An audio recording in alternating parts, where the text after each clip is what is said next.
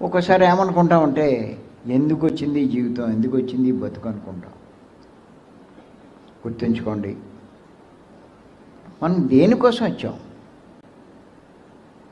పాఠాలు నేర్చుకోవడానికి. ఎన్నో రకాలుగా నేర్చుకుంటాం, ఎన్నో పాఠాలు నేర్చుకుంటాం మనం. ఒక్కొక్క జన్మలో చాలా పాఠాలు నేర్చుకుంటామండి మనం. మీరు ఎన్ని పాఠాలు నేర్చుకుంటున్నారో కూడా మీకు తెలియదు, కానీ నేర్చుకుంటున్నారు మీరు. అందరూ నేర్చుకుంటున్నాం. పత్రిక గారు ఏమంటారంటే,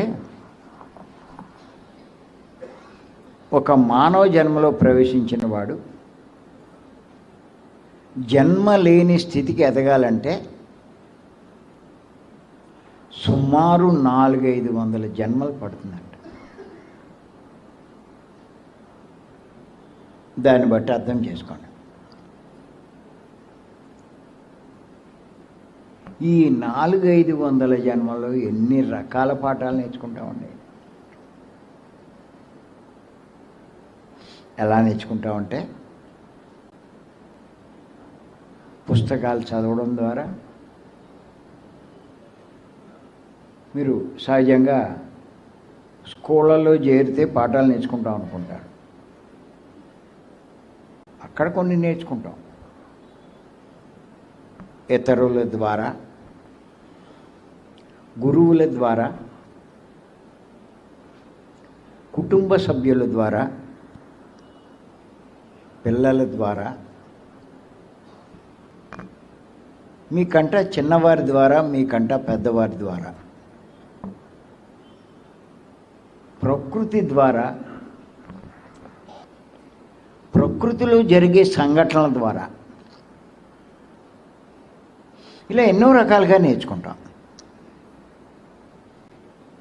ఎవరు నేర్చుకోగలరు అంటే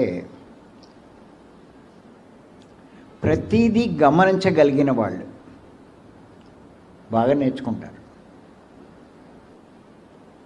చూసి సహజంగా వదిలేస్తే ఏమి నేర్చుకోలేరు. గమనించాలి. అంతేకాదు, ఎవరైతే బుద్ధిని బాగా వికసింప చేసుకుంటారో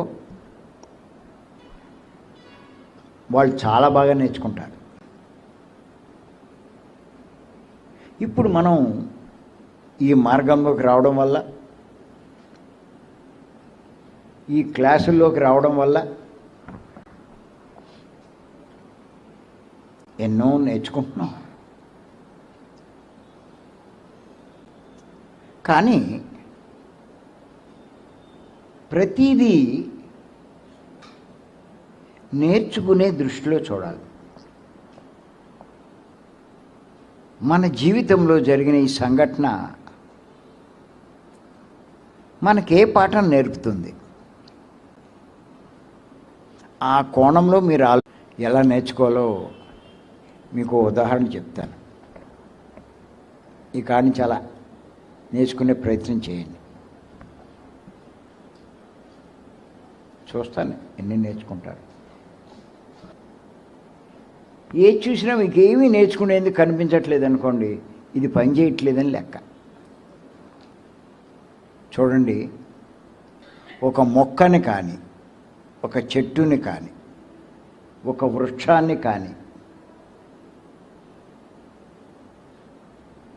మీరు చూస్తే దాని నుంచి చాలా నేర్చుకోవచ్చు. చాలా నేర్చుకోవచ్చు. అది ఎండకు మాడిపోతూ మనకు నీడనిస్తుంది, అంటే ఉపయోగపడుతుంది. మనం ఏం చేస్తాం? మనం బాగుపడుతూ ఇతరులను పీడిస్తూ ఉంటాం. మన బాగు కోసం, బిర్యానీ కోసం ఏం చేస్తాం? కోడిని బాధిస్తాం. ఎంత తేడా ఉందో చూడండి, వృక్షానికి మనకి.